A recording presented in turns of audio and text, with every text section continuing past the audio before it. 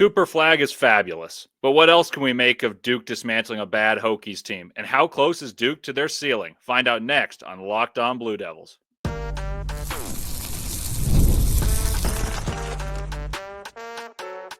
You are Locked On Blue Devils, your daily podcast on the Duke Blue Devils. Part of the Locked On Podcast Network, your team every day.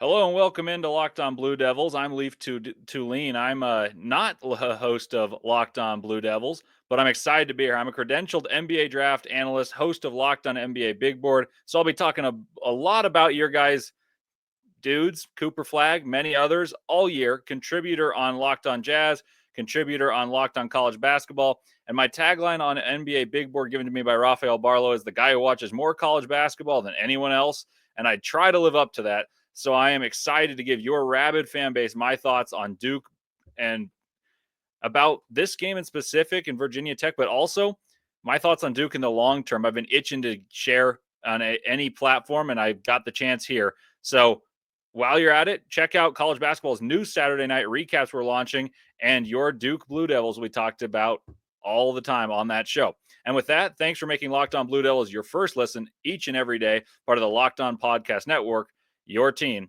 every day. So let's dive right in. Duke won handily against Virginia Tech by the score of 88-65. Is Virginia Tech good? No. But when you win a conference game this easily, it's a good thing.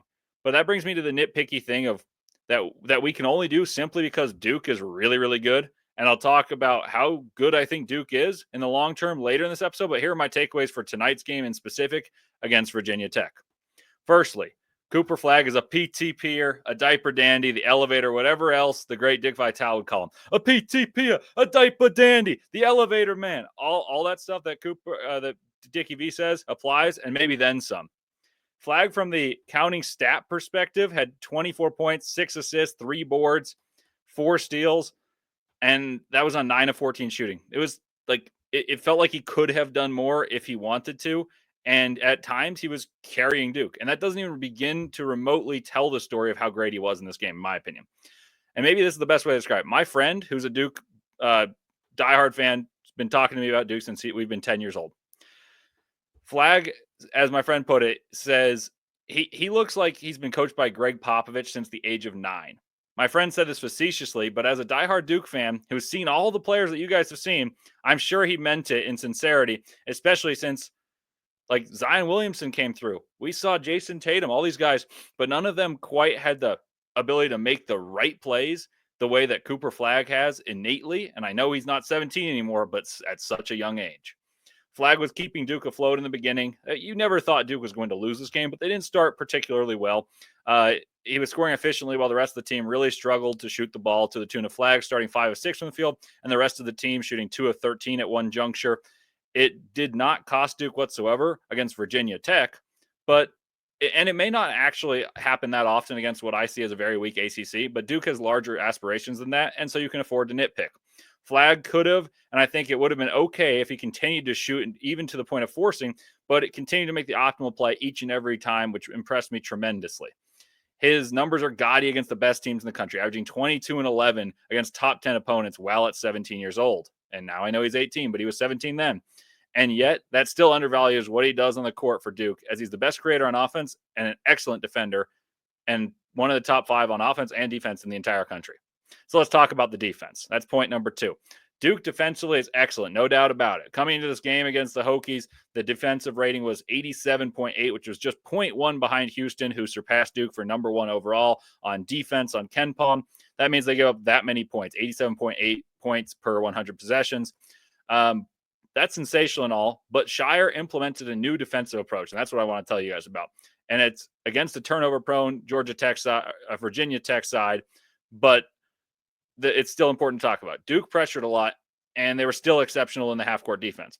Duke and Virginia Tech were knotted up at 2, nearly 4 minutes into the game, with all the high pressure funneling into the big man in the middle. Common Malawach swatted away a few shots loudly, but the greater effect of this defense to me, and I think the purpose behind it too, is to create easy offense by scoring points in transition, by forcing turnovers and running with the premier athletes that Duke possesses.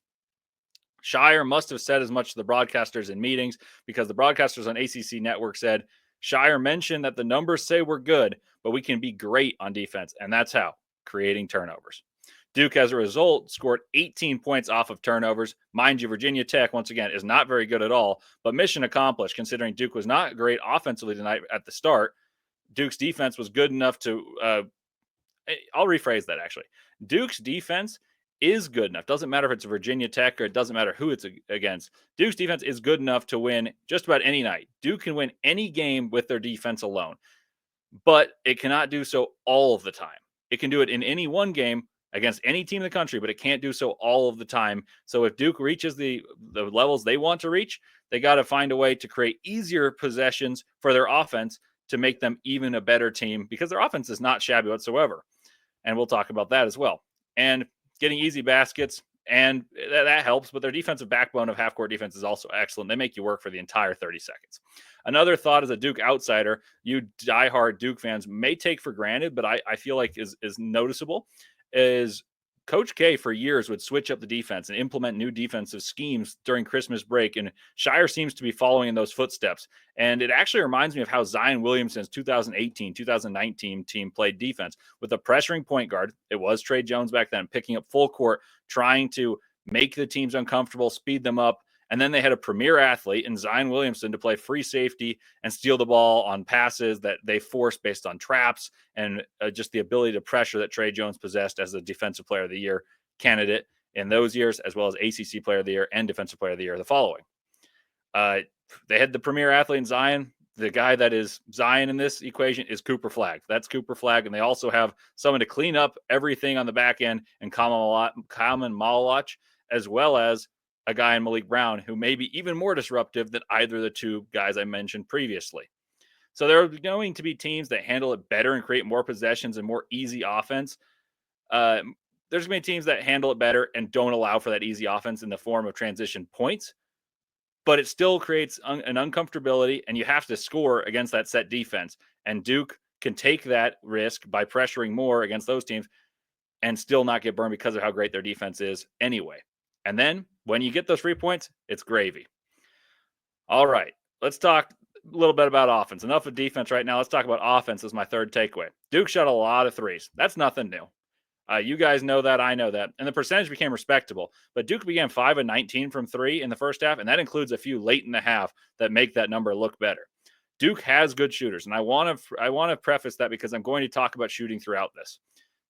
They have good shooters who can get red hot, like we've seen with Evans against Auburn. Kahn has done it at times, and Proctor's been scorching hot all year long.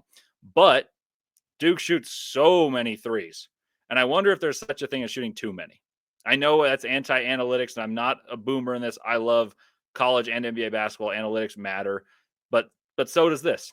The Blue Devils get great looks all the time due to the level of talent, and their best player, Cooper Flagg, puts immense pressure on the defense. But so does shooting threes relieve the defenses of pressure they could be putting the defenses under because Cooper Flagg is deferring and passing too much. What do I mean by that? Well, Duke's best offense, particularly in the first half, was second chance points, where they had 15 of their 17 second chance points that they had in this game. Basically, extra possessions made the first half look palatable for Duke fans. If you watched it, you'd say, oh, they shot badly. They got great looks. They just shot badly. But the reason they scored and those percentages looked decent were second chances. They were missing shots that I think were good. But what if I told you Duke's best weapon might be a post-up? Cooper Flagg shoots 65% when posting up, which equates to 88th percentile, which is categorized as excellent by Synergy. And Duke only does this 9% of the plays that Cooper Flagg is in the game. Not a whole lot right there. Flagg earns 1.3 points per shot when posting up. And that doesn't even factor in. He's the best passer on the team, best creator on the team, maybe I should say. And the gravity his post-ups provide get some of those excellent shots for those shooters, such as Tyrese Proctor, such as Isaiah Evans that I mentioned got nuclear. So maybe they should post him up more. But I think the general idea would be attack the rack and Duke will get great shots. It's not a shot quality issue. Duke shot great shots, but I just wonder if that's something that will take Duke closer to their ceiling. We'll talk more about the defense and the offense when discussing what Duke needs to work on in the long term and what is attainable for this team. But coming up next, we'll cipher through the box score, and I'll tell you what matters and what doesn't.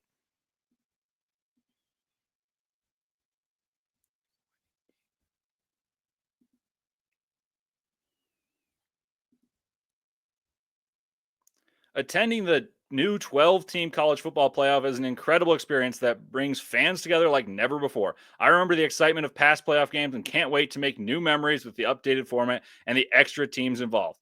Game Time now has a new feature called Game Time Picks that makes tickets easier to get, and it's even easier than it already was at Game Time, which was easy already. It filters through the fluff to show you only incredible deals on great seats, so you don't have to waste time searching through thousands of tickets. Recently, I used Game Time Picks to find tickets for the U.S. Open. I'm an avid tennis fan, and I went to the U.S. Open, and I did so extremely easily through Game Time. Browsing through deals was a breeze, and I found great value for all kinds of seats around the venue. The Super Deal in particular stood out as the best value for the entire event.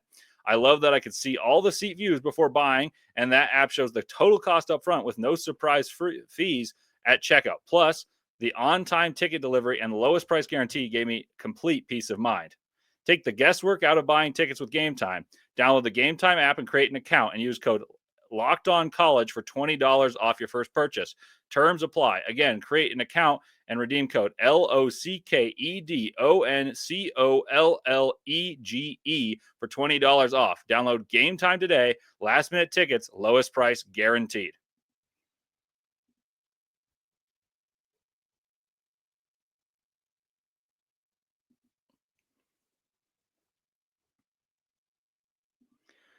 Welcome back to Locked On Blue Devils. I'm Leif Thulin, filling in for JJ Jackson. Thank you again for the opportunity.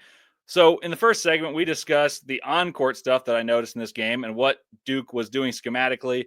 But now let's take a gander at the box score and figure out what actually matters from a 23-point win where Duke coasted. They could have won this game by 30. Don't think they played particularly well in the first half. They won by 10. And I felt like they played very well at the beginning of the second half and coasted from then on.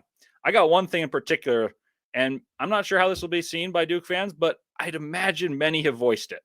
Malik Brown is more valuable to the Duke Blue Devils than Kaman Malawach, and this is coming from a fan of Kaman as a draft evaluator. Brown was called the most valuable 3-point per game scorer in the country by the broadcasters, and that's for sure. He's better than Malawach too, though. And I initially believed Malawach was the key to Duke's successes, making them impenetrable defensively. But Brown is excellent there too, and he's better on offense. All right. The box score, though not the eye test. So you could say, oh, you don't watch that much. I do watch a lot of Duke, not as much as you guys, though. But I'll give you the box score. Malawach had a +2 and a ± in a game where they won by 23. Brown was +13. The biggest win of this year for Duke, they beat Auburn. The key in that game was the defense of Malik Brown on the likely National Player of the Year in Janai Broom. Not Kaman Malawach, who you'd expect could neutralize him with the size. He also guarded Hunter Dickinson and did a great job. So you're not losing anything defensively. I also believe Brown is similarly effective in the pick and roll, even if it looks different with him in the short roll as opposed to the lob threat that Kaman Malawach is.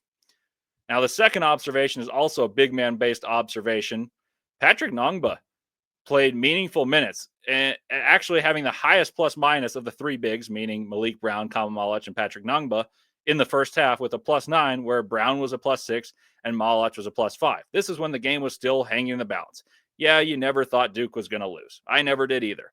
But the game was still hanging in the balance. It was competitive. There was a 16-14 lead at one point for Virginia Tech, with a fair amount into the ball game.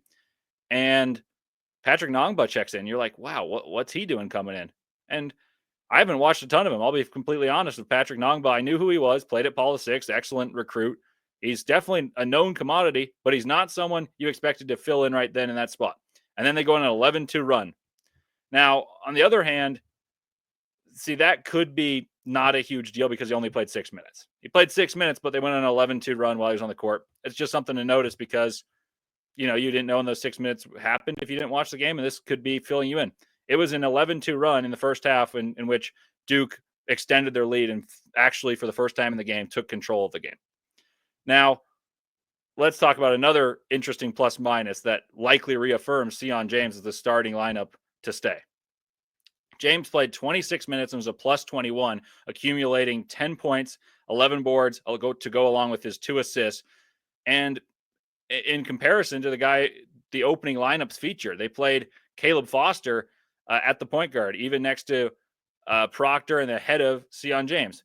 They played the returning commodity in Foster over the Tulane transfer, and Foster struggled today, scoring just 2 points in 19 minutes with a -1 on the court as opposed to the plus 21 accumulated by Sion James.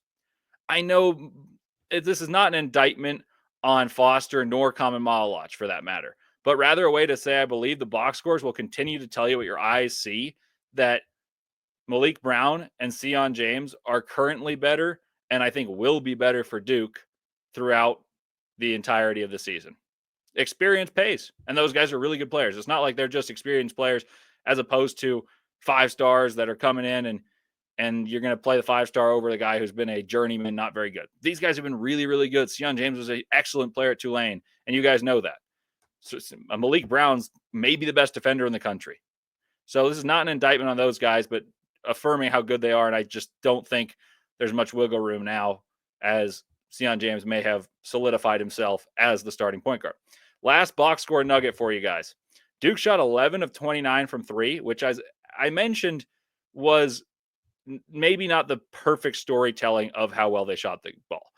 They were 11 of 29 total, but they were 1 of 9 to start the game. And I understand slow starts happen. This is not to say they don't. And then 5 of 19 at the end of the first half with 2 late makes.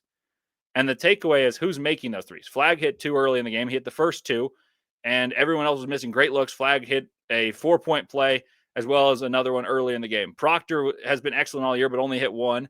He shot a few. Kahn can shoot it. He can really, really shoot it. And I'm not saying this to be critical of Kahn because he's certainly faced a lot of criticism nationally. I don't know how much from what you guys listen to in the Duke media specifically, but it's not hitting in many games at this point. And he went 2 of 7 in this one against Virginia Tech, but his gravity cannot be stated enough. The shooters are getting shots that are great, and Duke should continue to shoot them. But you'll notice the second half, which was better offensively, they shot 9 fewer threes than they attempted in the first half. That's interesting. That's interesting to me. They shot 29 threes. They shot 19 of them in the first half. But get this, they made 6 more of them, making 11 and having only made 5 in the first half. So I don't know. They hit 6 threes they hit 6 of them out of the 11, shooting 6 of 10 and a half. That's unsustainable. And you could make an argument that 26% in the first half was unsustainable as well. But I would argue that the better looks were because of a concerted effort from Duke to get to the hoop.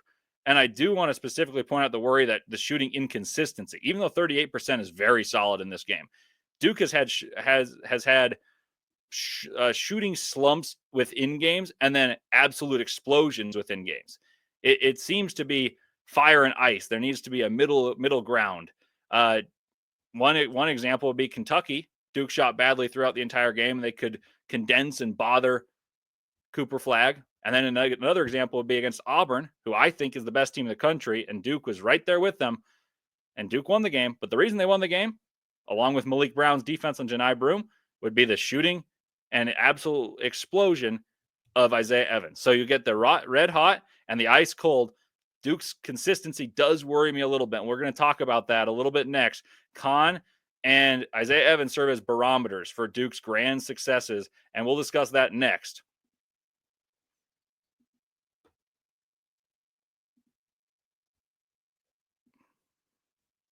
The NFL playoffs are almost here, but it's not too late to get on the regular season action with FanDuel, America's #1 sportsbook, because right now, new customers can finish the season strong with $250. Yeah, you heard me right, $250 in bonus bets if your first $5 bet wins. FanDuel has so many ways for you to pick up a W. I love betting on which players will score a touchdown and how many points each team will score. And I also love betting on Duke. I love betting on the assist for Cooper Flag. That's probably my favorite prop to play because no one thinks he's going to be the distributor he is, and yet he'll dice up every team. Makes the right play all the time, like I told you guys. Unlike other sportsbook, not only can you bet on who will win the game, but FanDuel also has bets for which players will score a touchdown, how many points will each team score, and also so much more, like how many rebounds Sion James will tally. Just visit FanDuel.com to join today, and that's FanDuel.com for your chance at $250 in bonus bets. Make every moment more with FanDuel, an official sportsbook partner of the NFL.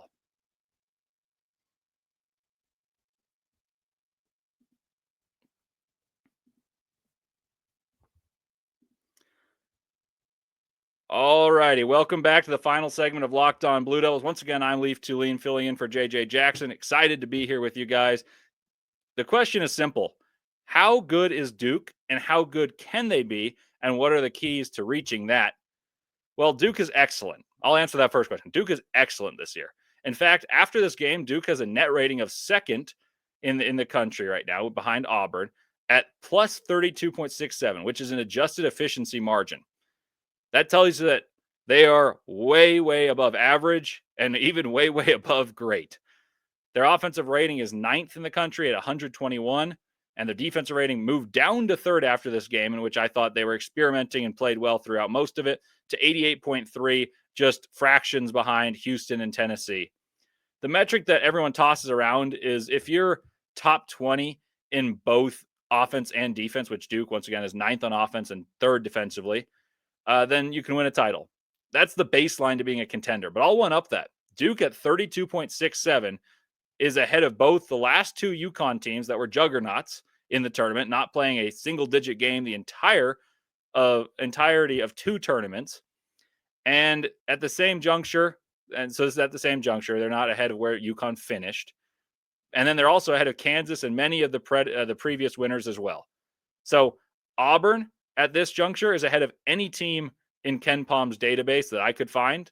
And Duke is ahead of just about everyone, including the last 5 national champions. So that means they're real deal contenders. Very real contenders already, but Duke feels a little bit away from their ceiling. And that should be thrilling news, not disconcerting whatsoever. Let's talk about the defense. Duke has done this defensively without forcing a ton of turnovers to this juncture. And Shire today made that his clear emphasis. That was my big takeaway is he pressed from the beginning, maybe against an inferior opponent in Virginia Tech, and it paid off with 18 points off of turnovers. That's transition baskets. Now, who are the other best defenses in the country, both this year and previous years? Let's talk about Houston, who's number one. Their offense is anemic. One would tell you that based off the eye test, but actually it measures very well year in and year out. Why? Because they force turnovers with their hard hedge, trapping, and just absolute intensity that they play with defensively. The reason it measures well is because they rebound like nobody's business. They force those turnovers, and they then win at an extraordinarily high level because they get more possessions than the other team. And that couples with the stingy defense and pairs in a way that their offense looks pretty decent because they get transition baskets along with not scoring, allowing teams to score in the half court. Duke can copy that. But there's one distinction. Duke is not anemic offensively. Far from it. But they could serve to steal the ball and get easy baskets. And I'm not saying they haven't been trying, but they've made a concerted effort to put that pressure at a higher level, ratchet it up similarly to how I mentioned Zion Williamson's team did so with Trey Jones hounding opposing guards, letting Zion and RJ Barrett, two of the best athletes in the country that year, get in passing lanes and run. Cam Reddish, too. They had 3 top 10 picks in that draft, all with rangy ability. This team's not built the exact same way, but they do have the best defense, in my opinion, because they can play 2 different ways, and create turnovers is one of them that they're learning, and I think it's only going to make Duke better. And then, like I said, you can fall back on the defense they have been playing, which has been an excellent back line of defense, keep the ball in front, funnel to the big guys, and that makes all 30 seconds of battle to get shots off. Like Virginia Tech was hoisting threes. They weren't necessarily good looks. It was just the only chance they could stay in this game.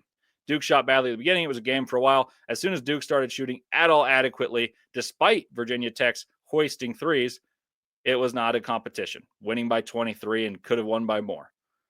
So also another thing I've thought about, and my friend pointed out, who's the Duke fan, Duke does something UConn did with Donovan Clingan and Samson Johnson. And a lot of really good teams have done this recently.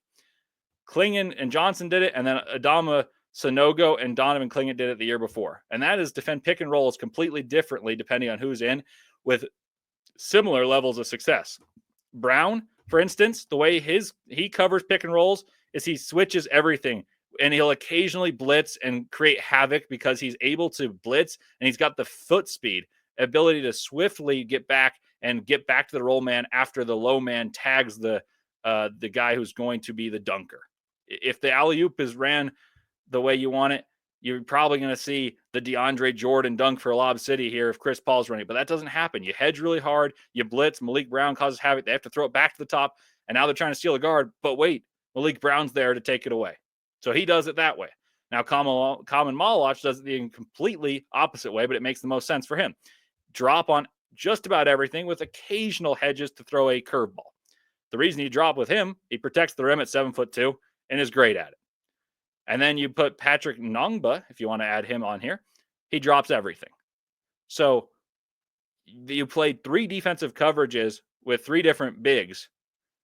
And I think it's going to be really difficult because diversity pays off in March. And those confusions that you have is, oh, wow, they're not covering it the way coach told us for this guy. And then you lead to a couple misses, a couple turnovers. That leads to momentum for Duke. And like we've seen, Duke doesn't need that much momentum to be one of the best teams in the country. In fact, maybe the best team. Now let's talk about the offense and what it takes to turn them from good to great. I think it's unleashing Con Knippel and Isaiah Evans. That's not crazy, and it's not super new, but it's pretty clear that Con has been taken away in games. He was taken away easily in the Auburn game. They top locked him, chased him off the 3-point line, didn't give him any chances. But then Isaiah Evans was there to electrify, and he shoots a gorgeous ball with a lightning fast release, I may add. Like, sometimes I think he needs to play more. And that's not, once again, not an indictment on Con. I just think Evans is that good. Those two dictate how good Duke can be, because if they don't shoot well, Duke could run into similar issues that Kansas is dealing with. Kansas obviously beat Duke and is a very good basketball team, but they're running into issues. And these are, Kansas has an interior threat in Hunter Dickinson. And let's parallel him with Cooper Flagg. They're different players, I'm fully aware. And Flagg has more to his game than Dickinson, so don't get too mad at me. Bear with me. His interior presence is paired with non-shooters in DeJuan Harris and KJ Adams for the Jayhawks. And teams load up because those guys, they're not scared of shooting. They load up on Dickinson, don't help off of Zeke Mayo, and you can even help off of AJ Storr, who's not a catch and shoot guy, and it makes life very difficult for Dickinson. It makes non-shooters shoot, makes KJ Adams and DeJuan Harris try to beat you. They're great players, but they're not offensively gifted players. Now, how does that matter for Duke? The reason I bring that up is Duke has similar makeup because they're both enormous. Duke has better shooters than Kansas, but they've not won a few games where they've struggled to hit threes and teams load up in the paint. Otega away, digging and stealing the ball from Cooper Flagg is a direct relation to the fact that Duke did not shoot well that day. Duke shot very badly, and if they shot at all well, they win that game by 15 points. I think they're a far better team than Kentucky. And I said that when it happened, not hindsight whatsoever. And this is not blasting Kentucky, but I think Duke's better by a wide margin. That might be music to you guys' ears. But Kentucky won and Kansas won because shooting wasn't great at different junctures of those games, and you were able to dig on Cooper Flagg, and there weren't prices to pay for digging on Cooper Flagg. Why does that happen? Because you either play Common Malach or Malik Brown, who do not shoot the 3 ball often or well. That makes it harder for Flagg, and not to mention Caleb Foster is one of the scouting report shooters, shooting 30%. Sion James isn't on the top of your scouting report saying dead-eye shooter marked in red. No, he's shooting it well. He's shooting 36%, but he's not a guy I'm absolutely petrified of shooting 3 balls. Who are those guys? That's Con Knippel, that's Isaiah Evans. So Duke has more remedies than Kansas, but I do think Duke wants to win. If they want to win at all, it'll need to be more consistent play from the point guard that complements Cooper Flagg's creation skills, and in turn will free up Con Knippel, who I think holds the keys from turning Duke into a very, very good team into a great team, because Con's right now struggling with confidence shooting the 3 compared to what we think he can do and what he's shown at times. And Isaiah Evans feels a little bit like Grayson Allen to me. If he gets hot, watch out. Duke can win the national title. But if those guys aren't shooting necessarily that well, there's a clear game plan on how to try to stifle Duke. You may not win still, but at least there's a recipe, and it's been put on the scouting report. So thank you guys for listening, and thank you to JJ for extending the offer to me to come on the show and talk to you guys, informed basketball lovers, because I adore basketball. Thanks for making Locked On Blue Devils your first listen. For your second listen, check out the Locked On ACC podcast with Alex Dono and Kenton Gibbs, who keep it real and bring you the truth about where your favorite ACC team stands within the conference. Find Locked On ACC on YouTube or wherever you listen to your podcast. Thank you guys. Really appreciate it, and can't wait to be back on here soon.